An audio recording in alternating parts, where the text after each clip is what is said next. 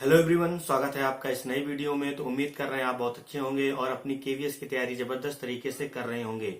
हमने कल एक वीडियो अपलोड किया था, आप लोगों ने उस पर बहुत ज्यादा प्यार दिया, तो उसके लिए बहुत बहुत शुक्रिया। लेकिन आपको सिर्फ वो वीडियो देखना नहीं, उसको समझना है कि आपको अपनी स्टडी कैसे करनी है, यानी कि किस हिसाब से आपको पढ़ना है कि आपका सिलेबस भी जल्दी कंप्लीट हो जाए और आपकी तैयारी इतनी अच्छी हो जाए कि कम से कम आप रिटन एग्जाम अच्छे अच्छे नंबरों से पास हो जाएं। क्योंकि इंटरव्यू की कहानी तो इंटरव्यू के बाद समझेंगे, कैसे आपको करना है कैसे आपको नहीं करना है, या हम कैसे इंटरव्यू की तैयारी करेंगे तब देखेंगे। लेकिन चलेंगे, दोनों लोग साथ में चलेंगे, जितने भी हैं सब लोग साथ में चलेंगे इंटरव्यू देने। लेकिन आपको उससे पहले आपको जबरदस्त तैयारी करनी भी पड़ेगी साथ में, ठीक है। तो यहाँ पे हमने कल बात बताई थी कैसे पढ़ना है, उसके हिसाब से बहुत लोगों के सवाल आए थे, ठीक है। तो हमने वो प्रॉपर पेपर में लिख लिए हैं। अब ये पेपर आपका ऐसा वैसा नहीं कि इसको हम फेंक दें, इसमें मैंने आपको बता रखा है ये मेरा पूरा सिलेबस है। अगर आप तैयारी कर रहे हैं, अगर आप अच्छी तैयारी करना चाह रहे हैं, तो यकीन मानिए आपके पास ये सिलेबस होना बड़ा जरूरी है, क्योंकि आपको इसके हिसाब से ही करना पड़ेगा। क्योंकि उस पर ऐसे ऐसे कमेंट आए तो मुझे लगा कि शायद किसी लोग उन लोगों के पास शायद ही सिलेबस नहीं है। तो सबसे पहले क्या करना है आपको, सबसे पहले उसका सिलेबस आपको डाउनलोड कर लेना है। पीआरटी अगर आप दे रहे हैं, पीआरटी का जनरल पेपर है, जनरल पेपर का, या आप सब्जेक्टिव वाला है दे रहे हैं, उसका भी आपको सिलेबस अच्छा निकाल लेना है। सिलेबस को आपको समझना है, ठीक है। कुछ लोग जो सीटेड यानी कि सीडीपी की जब हम बात करें तो आप देखेंगे सीडीपी में ऐसे ऐसे लोग क्वेश्चन पूछ रहे हैं, इसका मतलब उन्होंने सिलेबस को अच्छे से नहीं देखा। कुछ लोगों का डाउट ये था कि सीडीपी जो हम यूपी टेट में पढ़ते हैं, क्या हम वो उससे काम चल जाएगा?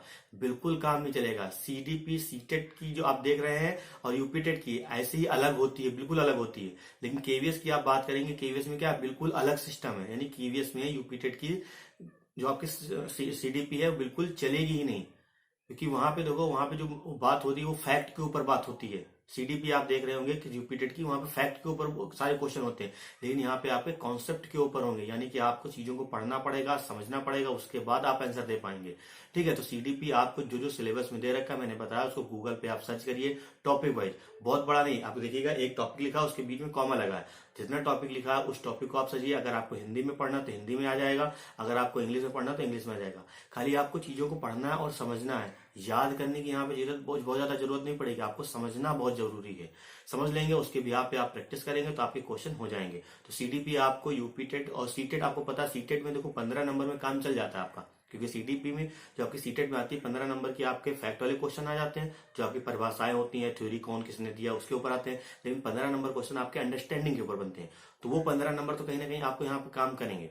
लेकिन अब जरूरी थोड़ी नहीं कि 15 नंबर वही क्वेश्चन आ जाए। तो उसी जो आप पेडागोजी पढ़ते नहीं हो, सारे सब्जेक्ट से आपने हिंदी की पेडागोजी पढ़ी, इंग्लिश की पढ़ी, इस तरह की जो क्वेश्चन है वो आपके यहाँ पे पेडागोजी पूछे जाएंगे, ना कि फैक्ट वाले क्वेश्चन पूछे जाएंगे। तो उम्मीद कर रहा हूं आपका एक डाउट समझ आया होगा। अब दूसरी की बात करते हैं, ईवीएस का एक कमेंट आया, क्या हम ईवीएस एनसीईआरटी पढ़ लें काम हो जाएगा? तो मैंने आपको लास्ट वीडियो में बताया था कि जो है ईवीएस जो आपका है वो एनसीईआरटी तो आपको 3 से 5 पढ़ना ही पढ़ना, किसी भी कीमत में उसको आपको छोड़ के नहीं आना। लेकिन उसके ऊपर भी आपको जो 6 थीम दे रखी है उनके ऊपर डीपली आपको अच्छे से रिसर्च करके पढ़ना पड़ेगा।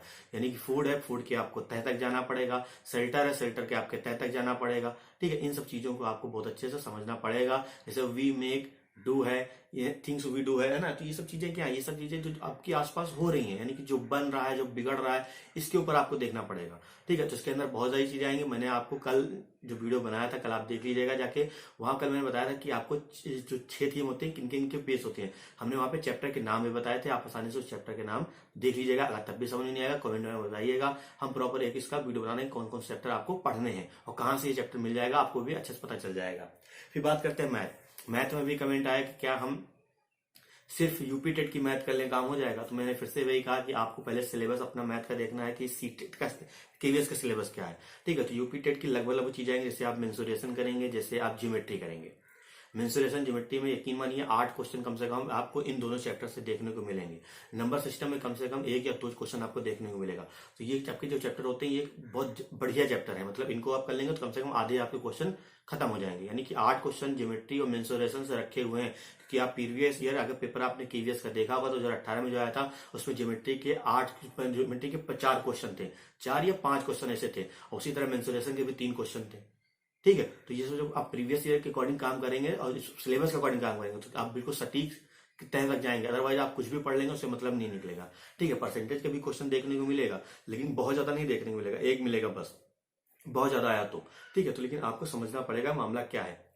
तो उम्मीद करें मेरी बात आप समझ गए होंगे कैसे कैसे आपको तैयारी करनी है। अगर तब भी आपको लगता है कोई डाउट है या अगर आप कुछ पूछना चाह रहे हैं तो कमेंट में अपनी राय जरूर दीजिएगा, तो उसके अकॉर्डिंग हम आपको वीडियो बनाएंगे। क्योंकि आपको पता है ज्यादा समय है नहीं और ज्यादा हम बड़ी वीडियो कर भी नहीं सकते, क्योंकि आप ज्यादा बड़ी वीडियो देखिएगा भी नहीं, ठीक है। क्योंकि पढ़ना आपको भी है, पढ़ना मुझे भी है, क्योंकि मुझे पता है मेरा सिलेबस पूरा हो गया। तो अब सिलेबस को मुझे कंट्रोल करना है, कंट्रोल यानी कि उसको साफ करना है अच्छी तरीके से, बिल्कुल मतलब उसको माइंड में बना लेना है, ठीक है। जितना सिलेबस हमने अपने नोट्स बनाया उनको अच्छे से मुझे देखना है, उनका अच्छे से रिवीजन करना है और उसके ऊपर जितना पॉसिबल हो सके क्वेश्चन बनेगा। ठीक है, अभी देखो हमने क्वेश्चन का हम यहाँ पे टच नहीं करना है, क्योंकि अभी जितना हमने बनाया उसको हम रिवीजन कर रहे हैं। 3-4 दिन में मेरा रिवीजन कंप्लीट हो जाएगा, अच्छे से हम जितना हमने पढ़ा उसका हम कर लेंगे। उसके बाद जिस हिसाब से हम क्वेश्चन करेंगे, क्वेश्चन हम भी ढूंढेंगे, आपको जो हम क्वेश्चन ढूंढेंगे जो मुझे अच्छा लगेगा वो मैं आपको बताऊंगा, ठीक है। उसकी मैं पीडीएफ बना के आप इसी डिस्क्रिप्शन में लिंक दे दूंगा, उसके अकॉर्डिंग आप उस क्वेश्चन को टच कर सकते हैं और समझ सकते हैं, ठीक है। अगर उसमें भी कोई दिक्कत होगी तो आप कमेंट करिएगा, सारी चीजें समझ आएगी। तो आपको अपनी पढ़ाई करनी है। दूसरी बात, अगर आप दूसरों को वीडियो देख के कोई 3 बजे उठ रहा है, कोई 2 बजे उठ रहा है, कोई 4 बजे से ही पढ़ना स्टार्ट कर दे रहा है, आप वो टेक्निक बना रहे हैं, अगर आपको लगता है कि हम एक दिन बनाते हैं दूसरे दिन फेल हो जा रहे हैं, तो वो बिल्कुल न बनाइएगा। सिंपल सी बात यह है कि आराम से आप सोइए, 6 घंटा 7 घंटे की नींद लीजिए। उसके बाद जो आपको लगे, जैसा आपको पढ़ने का मन करे, मैंने आपको बता दिया कैसे पढ़ना है। मैंने आपको देखो सबसे पहला जो वीडियो बनाया था मैंने आपको इसी डायरी का जिक्र किया था। इसी डायरी में मैंने देखो पूरी 1 महीने की कहानी लिखी, यानी कि जिस तरह हमने पढ़ा है वो पूरा डेट टू डेट मैंने यहाँ पे लिखा हो कि इस दिन हमने ये पढ़ा, इस दिन हमने ये पढ़ा, ठीक है। तो ये पूरी 1 महीने की आपके सामने कहानी है, तभी ये मेरा सिलेबस कंप्लीट हुआ। आज 29 तारीख है, 29 तारीख को मैं अभी केवल सीडीपी पढ़ पाया हूँ। ये वीडियो आप जब भी देखेंगे तो 19 तारीख को आप देखिएगा, मैं अभी पे सीडीपी का मैंने रिवीजन किया है कंप्लीट, यानी कि 2 यूनिट हमने रिवीजन अच्छे से किया है, ठीक है। मैंने आपको बताया सिलेबस मेरा कंप्लीट हो गया। तो आपको समझना है, ठीक है। जिस तरह आप पढ़ाई कर सकते हैं पढ़ाई करिए, जरूरी नहीं कि सुबह 8 बजे का आप पढ़ाई करेंगे तभी आपकी पढ़ाई होगी। आप जिस समय उठ रहे हैं बस आपके दिमाग में ये होना चाहिए कि हमको आज पढ़ना है, हमको कितना पढ़ना है, सारे सब्जेक्ट को आपको कंटिन्यूअस साथ में लेके चलना पड़ेगा। तो उम्मीद करें मेरी बात आप समझ गए होंगे। अगर वीडियो अच्छा लगा हो तो वीडियो को लाइक करिएगा, शेयर करिएगा और अपने दोस्तों यारों में जरूर शेयर करिएगा। चैनल पर नए हैं, चैनल को जरूर सब्सक्राइब करिएगा। धन्यवाद। कोई भी परेशानी होती है कमेंट बॉक्स में अपनी राय जरूर दीजिएगा। किसी सब्जेक्ट से रिलेटेड कोई परेशानी होती है कमेंट बॉक्स में जरूर आ दीजिएगा। कहाँ से क्या चीज पढ़नी है, कहाँ से हमने पढ़ा है, वो बिल्कुल हम आपको बताएंगे। धन्यवाद, मिलते हैं नेक्स्ट वीडियो में।